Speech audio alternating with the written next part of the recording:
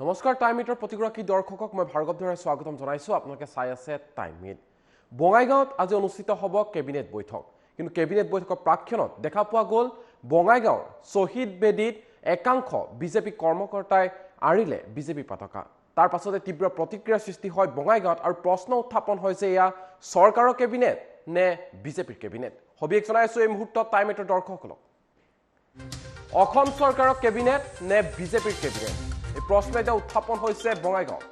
নিখা বঙাইগাঁও শহীদ বেদীৰ দেৱালত আৰু অৰা হল বিজেপিৰ অৰ্ধ শতাধিক পতাকা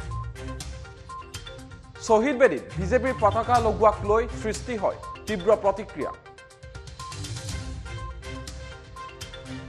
বৰপাৰাস্থিত শহীদ বেদীত বিজেপি কৰ্মকৰ্তাই আৰিলে বিজেপিৰ পতাকা আৰু বিভিন্ন দল সংগঠনৰ মাজত ইয়াকে লৈ তীব্ৰ প্ৰতিক্ৰিয়াৰ সৃষ্টি হয় আনকি যুৱ কংগ্ৰেছ নেতাৰ প্ৰশ্ন এয়া বিজেপিৰ কেবিনেট নেকি 855 গৰাকী শহীদক অপমান কৰা বুলি মন্তব্য কৰে কংগ্ৰেছ নেতাগৰাকীয়ে তীব্ৰ প্ৰতিক্ৰিয়াৰ সৃষ্টি হোৱাৰ পিছতে বিজেপি কৰ্মকৰ্তাই আঁতৰাই লৈ যায় বিজেপিৰ পতাকা আৰু বিজেপিৰ পতাকা আঁৰি দিয়াক লৈ আজি তীব্ৰ প্ৰতিক্ৰিয়াৰ সৃষ্টি হৈছে বঙাইগাঁও আৰু নিখাৰ ভিতৰতে আঁতৰাই দিয়া হ'ল প্ৰতিক্ৰিয়াৰ সৃষ্টি হোৱাৰ পিছতে আঁতৰাই দিয়া হ'ল বিজেপিৰ পতাকা প্ৰথমে সেই দৃশ্যাংশ দেখুৱাইছো চাওক কিদৰে শহীদ বেদী একাংশ বিজেপি কৰ্মকৰ্তাই আৰিছিল বিজেপি পতাকা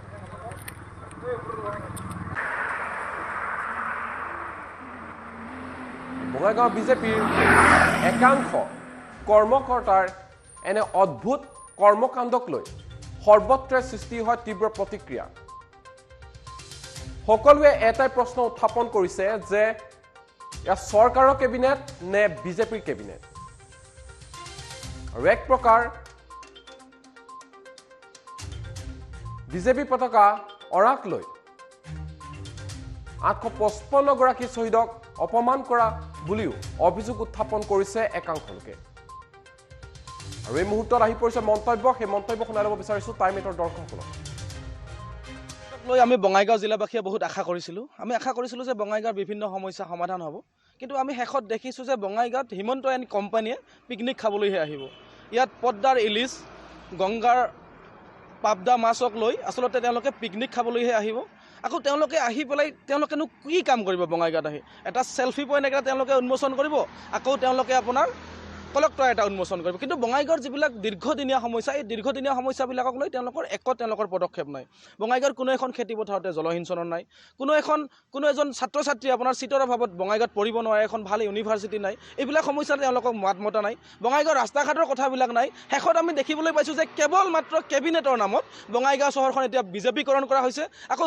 বঙাইগাঁৱৰ যিটো গৌৰৱ 855 জন শহীদৰ বিনিময়ত যিটো শহীদ বেদী বনোৱা হৈছিলে এই শহীদ বেদী এতিয়া বিজেপিৰ পতাকা উৰি আছে মানে বঙাইগাঁওখন তেওঁলোকে বিজেপিকৰণ কৰিব বিচাৰিছে কেবিনেটৰ নামত তেওঁলোকে ইয়াত পিকনিক খাবলৈ আহিব বিচাৰিছে কিন্তু বঙাইগাঁৱত তেওঁলোকে আহি কৰিব কেৱল এটা সেলফি পইণ্ট তেওঁলোকে উন্মোচন আৰু এনেকুৱা ধৰণৰ ডেভেলপমেণ্ট এনেকুৱা ধৰণৰ উন্নয়ন আমাক নালাগে আৰু যিটো ফণী ফুকন চৌধুৰীয়ে আশা কৰিছে যে তেওঁক হিমন্তক তেওঁ ইলিছ খুৱাই পাবদা খুৱাই যদি তেওঁ কেবিনেটত